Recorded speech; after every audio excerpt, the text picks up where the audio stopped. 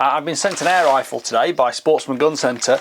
I don't really know what it looks like yet, but apparently it's called an FX Leopard and it's a new rifle.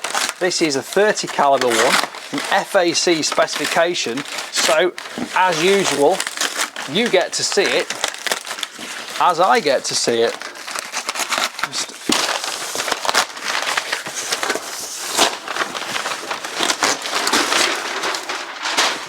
And here we go. So it comes, like many FX, in a very nice transit case. Click the latch across. You ready? I don't know what it looks like. Oh, looks like I've opened that upside down. I've opened it upside down. Ah yes, because the logo's on the top. And there we go. That is the FX Leopard FAC specification 30 caliber. So what can we see from this so far? It's got certain hallmarks and familiarities with other FX rifles, but let's just move the box out of the way. We've got the magazine here, and we've also got the Foster filling adapter. Just move that. The instruction book goes to one side. Just put the box out of the way. So I don't know the specifications yet because it's not even on the FX website. So we've got the usual user's manual, owner's manual, FX Leopard. Various statistics, facts, figures and things in here which we'll cover in the full review, because this is really just a first look at it. And here we go. So we've got a carbon fibre buddy bottle. That looks like a 480cc, but we'll find out about that. And it'll be probably a 250 bar fill. The filling port is here. It's back here. Its Foster filling port is just there, which is going to go under the magazine when it's in use. And we've got a gauge there which looks like fill pressure, which is currently at 200 bar, and then on the side here I suspect that is the regulator pressure on there. And it's kind of a complete rearrangement of what's going on, because it's a bit more of a bullpup design, but of course all the mechanism for the tuning, the macro and micro adjusters are back here on the AMP regulator. As I said, this one's in 30 caliber, so we'll be getting a good go with this. Get some projectiles, some pellets, maybe some slugs with it as well. We've got an ambidextrous safety catch which is on safe or fire, and that works on either side, so you can either use it with your finger or with your thumb, or probably not with your thumb actually because it's a bit too far of a reach for your thumb, but you could use it with your offhand like that or firing hand like that. As usual with FX, side lever here, nice and clicky system there, and that will then fire. Obviously I'm just going to safely just drop that back down because I don't want to dry fire it in here. It is FAC spec, it's a 30 cal and it will be quite noisy. We've got Picatinny rail on the bottom here for the bipod, and then there's Picatinny rail on top, which I'm not sure if that's got inclination or not. It'll tell us in the instruction book, again in the full review, and that will put the scope on, give us positional shooting, something like that. That feels quite light and easy to use, and of course that gauge there and that gauge there don't get in the way of the shooting position. The magazine's going to go in here, so that is going to fit just on my cheek like that. So again, although it's a right-handed rifle, you could theoretically shoot it left-handed. Are you going to? Probably not. What does it say on here? Made in Sweden, FX, patent pending, serial number, max pressure 230 bar. So it's a 230 bar fill on this. We've got stippling on the rubberized grip here.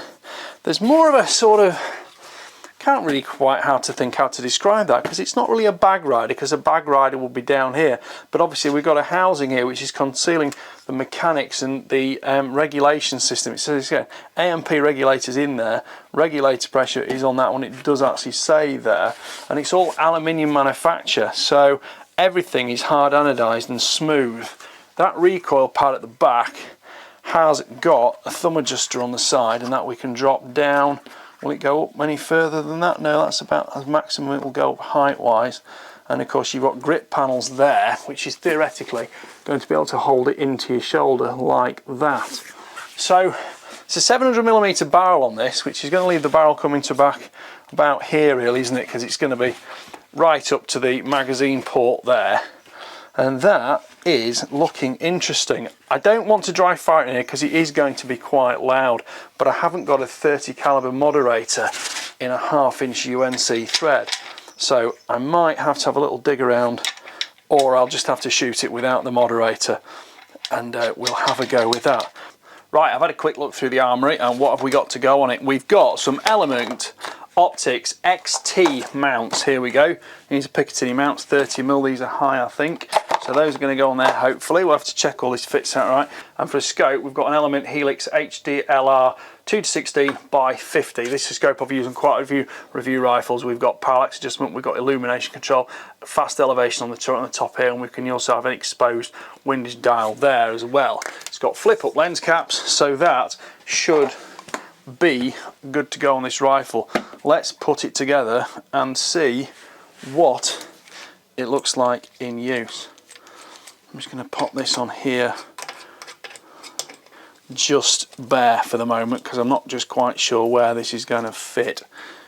We've got plenty of Picatinny rail space on it. Need to get a rough idea where this is going to fit. It's going to be somewhere there, so let's go here. So this is all kind of a bit new to set up, get used to. Usually on a bolt action rifle I can just put them straight down and know exactly where they're going to go, but with this being more of a bullpup design, it'll be longer.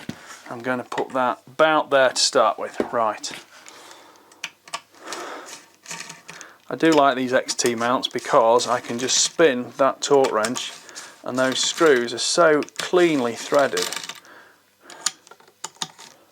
They'll just spin out quickly and easily like that, and for someone who mounts scopes all the time, a little bit of extra speed and precision often go hand in hand. Right, let's pop that on there. See what that looks like for position. Anybody think I'd done this before? That's about right there. So, pop that there. I'm just going to move that ring one further forward, just because I like to put them as far apart as possible. I just think it gives a little bit more support to the scope. Now I'm using the torque wrench here. These are T15 torques, it's just set at 2 Newton meters, nothing too excessive. I'll pop this together now. So we're clearing the rail at the front, clearing the rail at the back. Now there's a notch in the back of the action here, so I'm just aligning the lower crosshair with that notch. That's a good starting point. I'm happy to start with that now. Now I carry all my tools with me so that when I'm actually out at the farm shooting, I can make sure everything can be set up and changed as required if necessary. But bar a top up, a pellet load, maybe a sound moderator, I'll just have to shoot it bare because it is 30 cal. That is ready to rock, so let's go shooting. Right, in the meantime, like, subscribe, comment, click the notification bell and keep track of my regular uploads. But for now, thank you for watching. Bye for now.